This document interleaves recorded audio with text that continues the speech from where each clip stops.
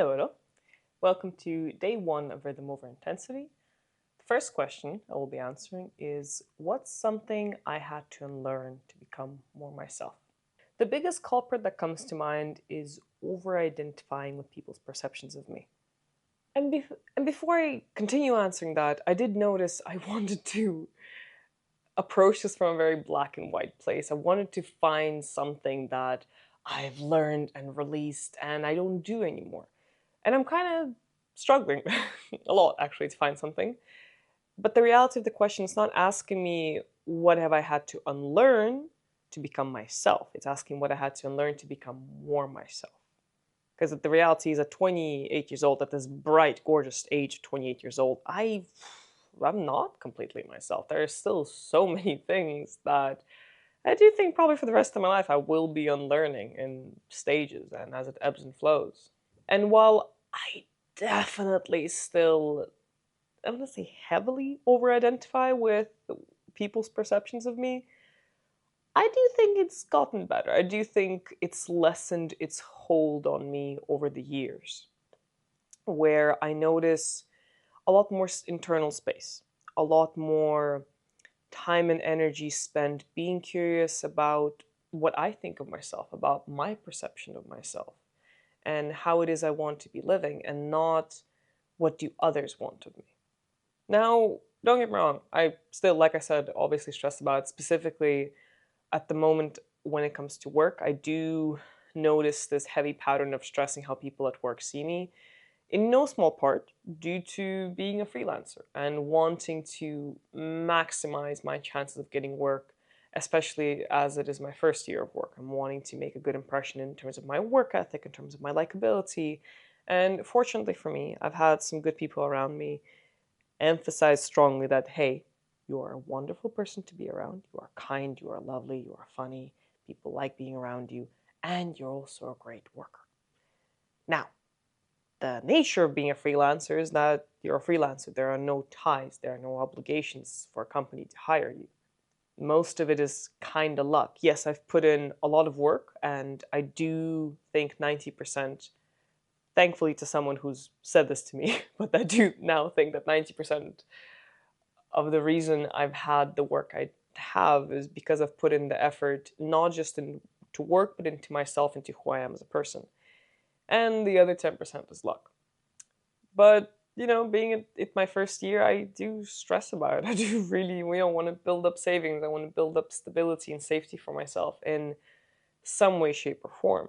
So there does come this thing of really wanting to control how people perceive me, and perhaps my stressing about it, my worrying about it is what gives me a sense of control, because if I don't stress about it, what do I do? Do I just accept the unknown and that things just happen or don't happen irregardless of me?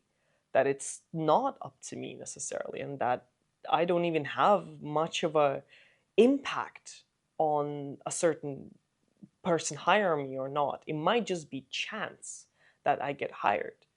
So in that stressing, in that familiar pattern, that safe familiar pattern of stressing and over identifying with people's perceptions of me, that's where I kind of find that safety, that guarantee.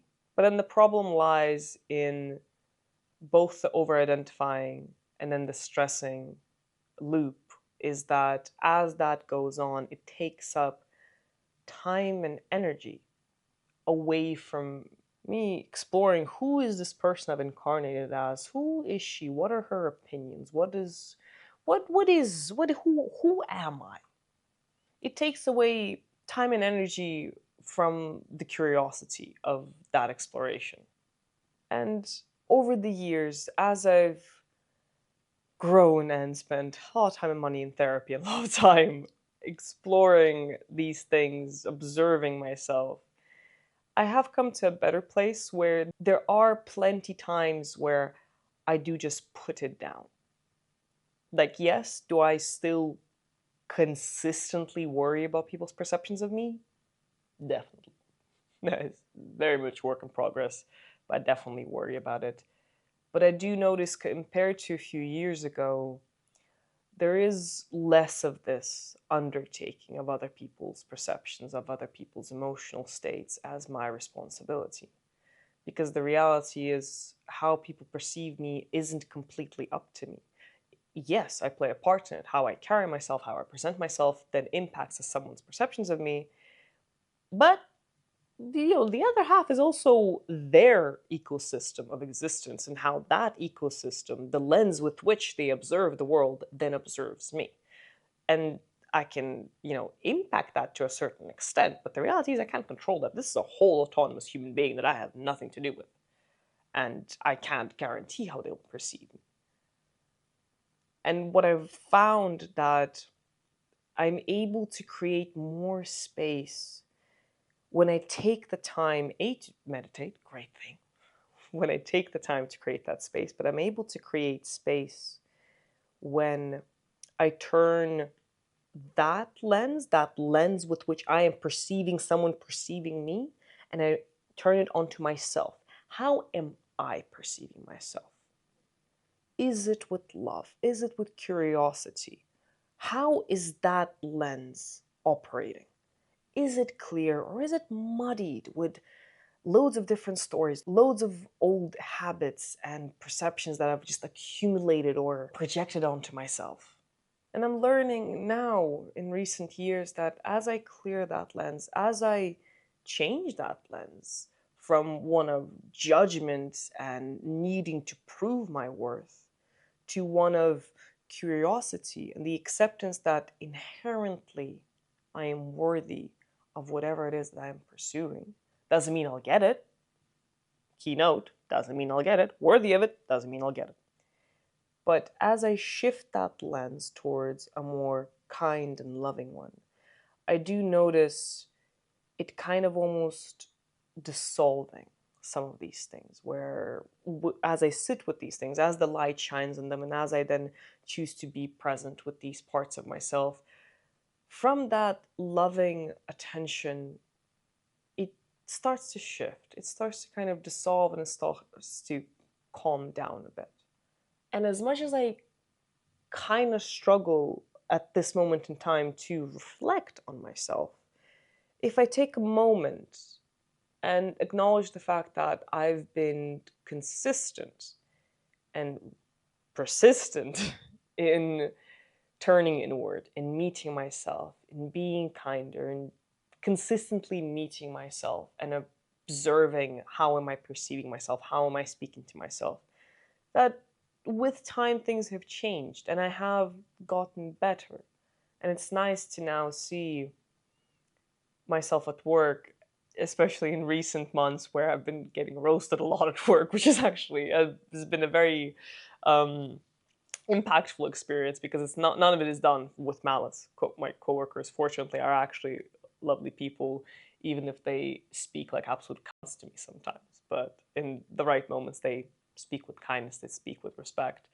But then that consistent thing of just being poked and roasted, it forced me to let go of some things of how I'm perceived. It forced me to speak in a different way, not necessarily inauthentic, but just a bit different to what I have been in some time.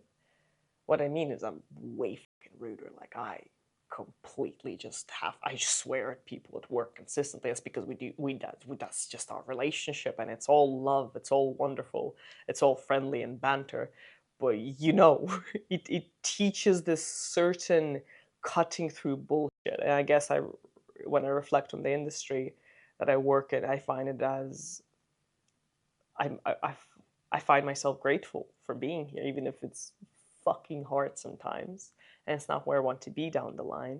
It is still has been very impactful for my personal growth, and it has further taught me to release my over identification with people's perceptions of me. And something a coworker said, and it's a guy who roasts me quite a lot, and I do appreciate him as a human being because he's also helped me with great advice. But something he said that is such a simple phrase, but really stuck with me, specifically when he said it, was that you have to be proud of your own work. When I was stressing about it and how I'm speaking to people, it's like, you have to be proud of how you do it. And that kind of really just stuck with me and has been resonating in my head recently. And what I'm carrying forward and what I'm balancing in recent times is this commitment to becoming more present with what I believe is good work, good people. It is learning to listen and respect that opinion. Not to be arrogant of it, not to think like it's, the most accurate and it's the best in the world, but to be more mindful, to be more present, to be more curious of what are my definitions of good, of whatever it is, and not to externalize that onto other people on such a consistent basis as I used to, where I had at some point, no understanding of what was what was. So yeah, kind of as I'm learning to make these videos, as I'm kind of like rambling about, I'm allowing myself to ramble about. I'm enjoying exploring it, because as I was really struggling to answer this question, like for a few hours, thinking like, what the fuck have I unlearned to become more myself? I had to go use my astrology AI to be like, what does my chart say? And it actually gave me the over-identifying people's perceptions. And I had to really sit with that and take responsibility that the reality is I still do that. And I have to accept that about myself, that I still do that to not a small extent in my eyes. But I also have to give myself credit for the work I have done over the years, where I have come closer to myself, where I have come closer to giving more weight and importance to what I think of something than other people. And while I still ask people for feedback, very much curious about what people think about, anything and everything, it's important to keep an open mind, but not so open passing birds could fit in it. And I'm learning to keep that open mind, but to then the space that could be more open, I actually close it so that it can remain kind of pristine. It can remain more authentic, more untouched, more of myself, so that as I ebb and flow through the world, there is still enough groundedness and structure in who I am as a person that I am not easily swayed. I'm not so easily deceived, that there is this trust and groundedness in myself, in my character, in my intuition, in my opinions, in my experience, in my knowledge, and my skills. So yeah, I'm gonna end it there. It was a lot of fun. I've enjoyed shooting the first video. I'm curious as to how this will pan out. I did, little reflection for myself, I did notice feeling very sleepy before the first video. Oh my god. And like, I just complete blank. I could not figure out what have I had learned in the last 5 years. I've not learned anything. I'm still just panic. And as I leaned into using tools that, still have this thing like, I need to do everything myself. It's like, no, tools exist for a fucking reason. You don't cut bread with your bare hands, you heathen. I mean, you can, if you want a proper sandwich, a bit difficult. So I leaned into using tools. I leaned into just sending some voice messages to a friend to kind of like, just, organize some stuff a bit more. So it's interesting. I'm curious to see how this process evolves. Will I continue to be so sleepy, and will I continue to draw such blanks? And can I accept that if I do? And can I find workarounds for that? The workaround here was, leaning into asking this thing I use for, like, what is my chart saying? Because I'm leaning into astrology and I'm curious. Leaning into asking a friend about it. Leaning into just overall kind of like externalizing a little bit. Right? Not, I won't say externalizing, I would say giving myself the right support to place the things on top, instead of just putting everything on the floor. Everywhere you got a table, you got some shelves, just kind of like laying it out. So yeah, that's how the first video went. We will see how the other 29 go. Thank you for watching, and we'll see you in the next one.